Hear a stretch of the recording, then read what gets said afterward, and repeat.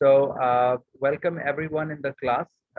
This is our first class, and I want to give you a little bit of introduction in today's class before we start any particular topic.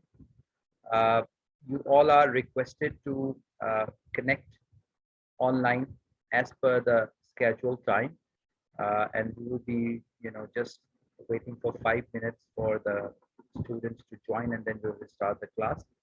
All the classes will be recorded, and we will share the link on the group as well. Attendance is, automatically marked because we have that attendance on the Zoom, whoever joined the class. And then once the class is finished, we will upload the recording so that you can listen it to again, or whoever has missed the class can go through the class again. A couple of other basic rules I think you guys are used to for online classes. So keep yourself mute throughout the class. And once we will finish the class, before that, we will give you 5 minutes for Q&A. So I will be asking that if you have any questions, so you can just raise your hand, and accordingly, I will ask you to put up your question. Couple of other things, like we will be looking at physical classes in near future, inshallah, depending upon the situation, how it goes, and rest all will be communicated on the WhatsApp group as well. So now we're going to start. This course, BCH 312, is actually the continuation of the course BCH 311, which you have done in the last semester. BCH 311 was introductory biochemistry, और इसके अंदर आपने जो mainly biomolecules के बारे में study किया along with some other small topics. So now this is the continuation in the BCH 312, where you will be continuing this introductory biochemistry too. Both of these courses, 311 and 312, are the foundation courses of the biochemistry, and they are extremely important because as you progress in further classes, you will have to be having this foundation very good. So in BCH 312, if you have got the course outline with you, which is available in the biochemistry office as well as on the Forest shop. But if you don't have, I would request the class CR to take a picture of the course outline and share that on the group as well for everyone. So among those topics that we are going to cover in 312, the first topic that we're going to start today is another important molecule of life, another important biomolecule, which we are going to start today, and that is about lipids. So you guys have already studied about carbohydrates, you have gone through about proteins and nucleic acids, but in this 312, we are going to start today with the first topic, which is about lipids. So shortly, I will share the screen with you. Once you all can see my screen clearly, again, it is requested to type 1 in the chat box so that I am sure that everyone is getting the screen. So I'm going to share the screen now.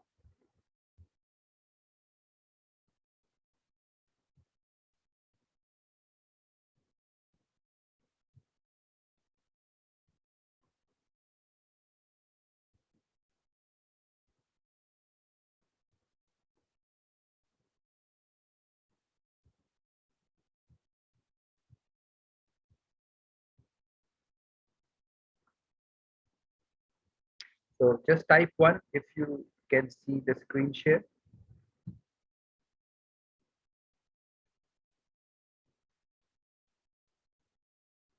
Everyone, please type 1 in the chat box. Yeah, thank you very much.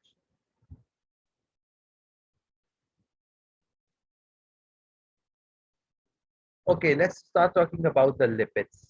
What the lipids are. In general term, we use lipids or fats, but in technical aspect, there is some difference between the term lipids and the fats.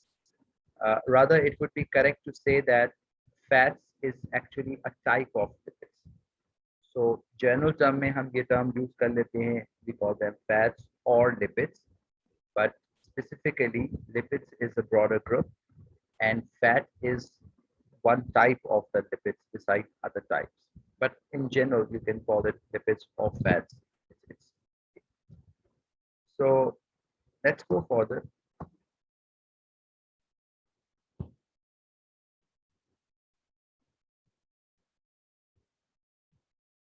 Yeah. So now start with what the lipids are. How can we define lipids? This is the first thing that we're going to discuss. Now, lipids can be defined as a group of compounds which are chemically varied and they are fatty substances. That's why they are called fats. And they are highly concentrated energy stores. Now, there are three important points in this. First of all, lipid is a group of compound which is very heterogeneous. Like it has a variety of compounds in it. Those are chemically different from one another. And the second important thing is that they have got good amount of energy in them. That's why we call them, they are highly concentrated energy stores. Now, unlike the carbohydrates and unlike the proteins,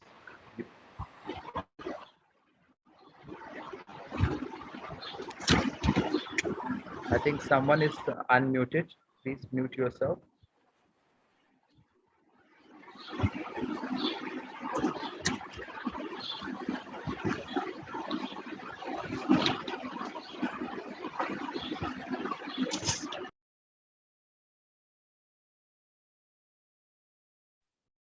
Peter, as advised, please make sure that you remain muted during the class. Otherwise, it's going to disturb the class.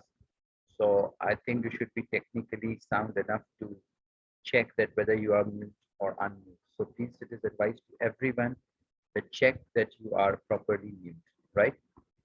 Okay, going back to the topic, I was saying that lipids are quite different from the molecules like proteins and carbohydrates because carbohydrates have got a specific chemical structure, and so as the proteins are, composed of basic unit called amino acids.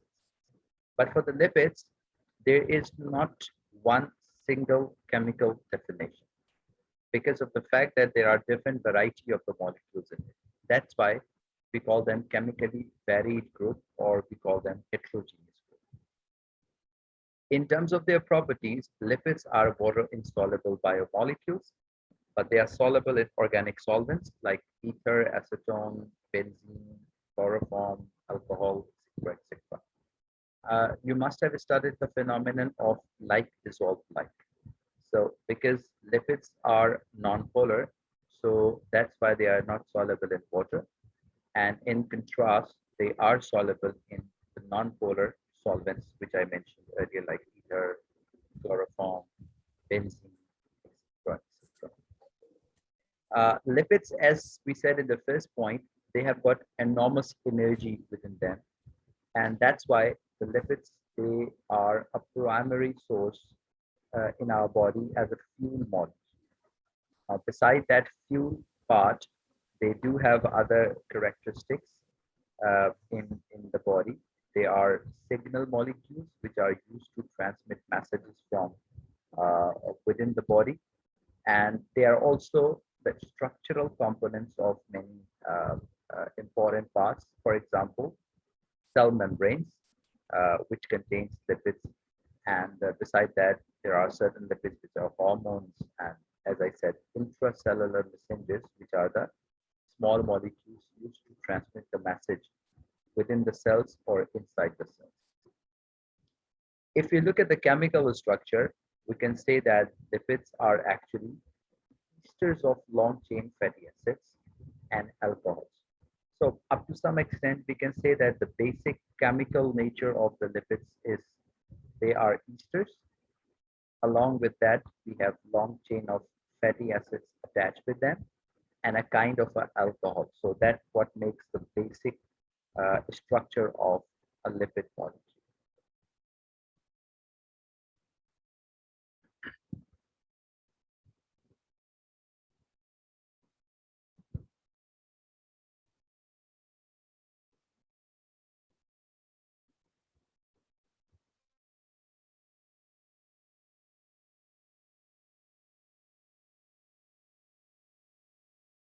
Okay, going back to the next thing, which is functions of the lipids. Again, we have shared few of the functions.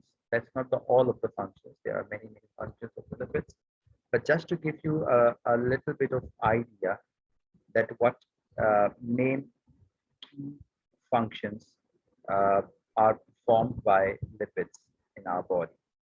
So as I said earlier, that structurally lipids are the part of the cell membrane, and you know that the nature of the cell membrane is semi-permeable, and the semi-permeable nature of the cell membrane allows certain molecules to pass on and doesn't allow certain molecules. So this selective permeability of the cell membrane and its nature is primarily because of that lipid component in the cell membrane.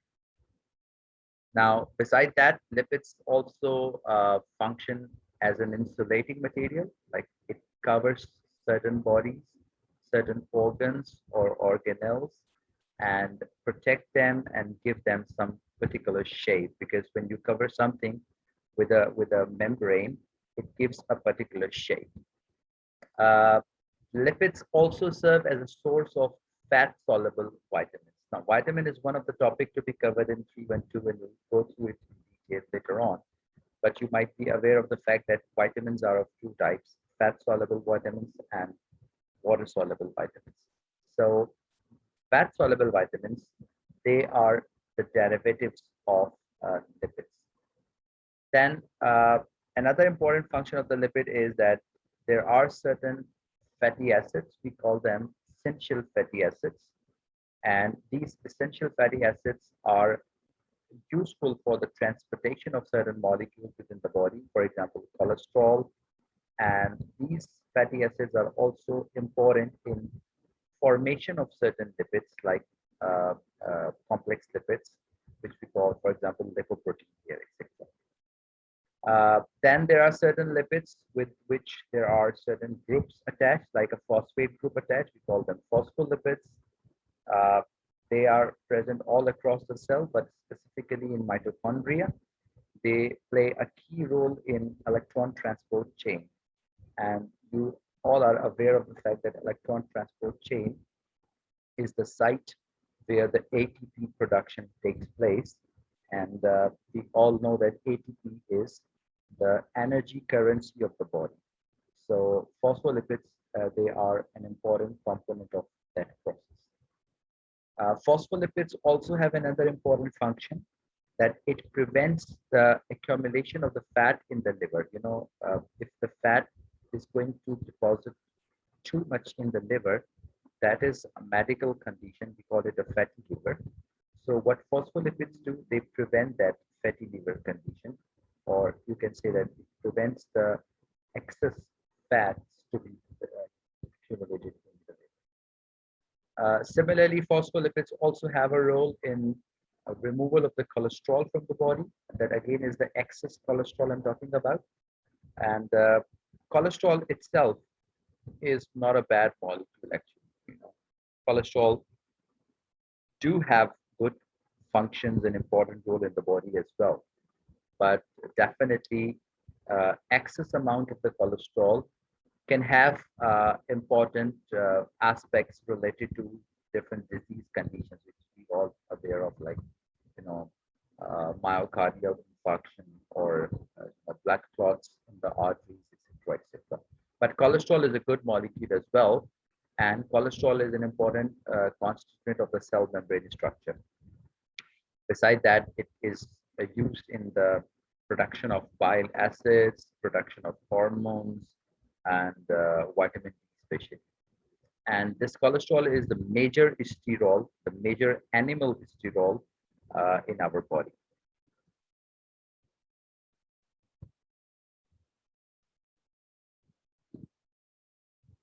So after this quick overview of a little bit of functions of the lipids, as I said that these are few of the functions.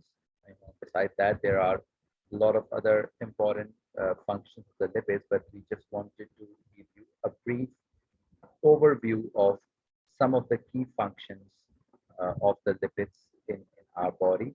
And I had shared some of the uh, you know definitions pertaining to the lipids, what kind of molecules lipids are.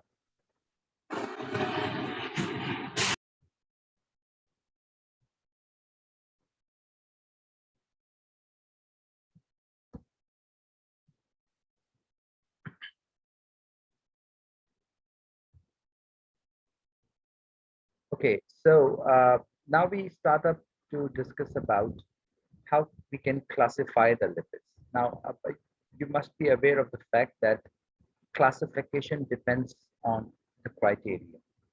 So if you change the criteria, you can have different classification. This particular classification of the lipids that is in front of you is based on the biological functions of the lipids. And based on the biological functions of the lipids can be classified in three categories: storage lipids, structural lipids, and lipids signal molecules. So now there's a little bit of repetition you can see here that based on the biological function, the first category is the storage lipids. Now, if you remember, I mentioned that lipids are the molecule having enormous amount of energy stored in them. That's why lipid is the most preferential choice for our body when it comes to the storage energy. Because on an average, a lipid molecule has got twice energy as that of a carbohydrate molecule. So that's why when it comes to storage, body is going to prefer on the lipids as a major storage molecule. Although we do have, carbohydrate storage in our body that you have studied in 211 in the form of glycogen and other. So we may have this class uh, cut off in 10 minutes. So I'll try to finish the class before that time so that it shouldn't be ended abruptly. So, but yeah, let's carry on. So the second type of the lipids based on the biological function is structural lipids. So as I mentioned earlier, that lipids are important part of different structures, and the most important of that are the biological membranes. So it includes the cell membrane and as well as the membranes of certain organelles within the cell. So lipids, they are the one of the major component of the membranes, and that's how they play a key role in the permeability of these membranes. As I mentioned earlier, that cell membrane is semi-permeable, and it allows certain things to go through, and certain things can't pass through. So as the mitochondrial membrane, and then the membrane of certain other organelles within the cell. Now, the third of the type of the lipids on the basis of their biological functions are the lipids, which are small molecules used as signals, like transmitting message from one part to another. It might be a hormone.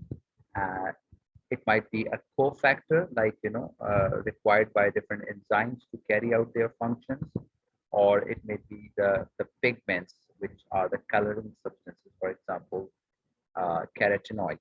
This is one example of the pigments in the lipids.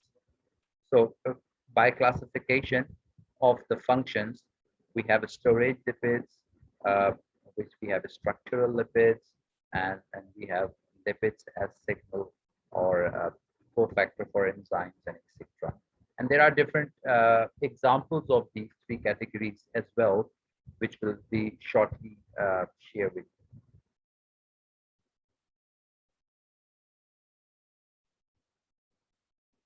Now, here is another classification. As I said, that if you change the criteria, you can have a different type of classification. Now, this is the classification which is the most widely discussed classification. Like if you go to the textbooks, you will see this classification very common in all the books. And this classification of the lipids is based on the structure, you can say, or in other words, based on the level of complexity. Now, going back to the definition, which I shared earlier with you, that lipids are a heterogeneous group of compounds.